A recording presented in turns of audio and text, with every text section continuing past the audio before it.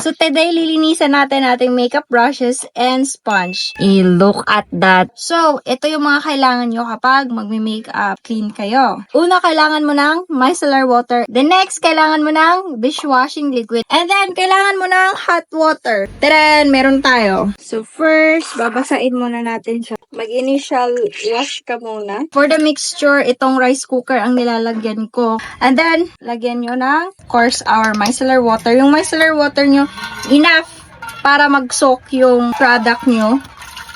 Tapos, yung dishwashing liquid, enough lang din siya. And then, last, our hot water.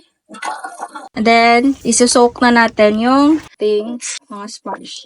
For the brushes naman, mahirap naman to na isok mo siya. So, therefore, yung tip niya lang yung isusok mo. Which is, kagaya nito.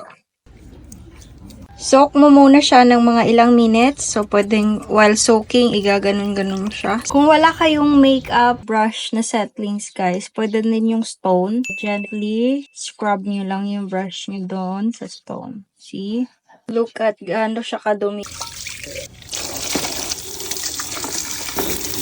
Tapos na tayo sa ating initial wash. Ngayon, sa second wash na tayo. And again, micellar water, dishwashing liquid, and of course, our hot water. And ngayon, ang gagawin natin is ililive for how many minutes siya? Mga 10 minutes dito. And after that, hugasan ng tapot.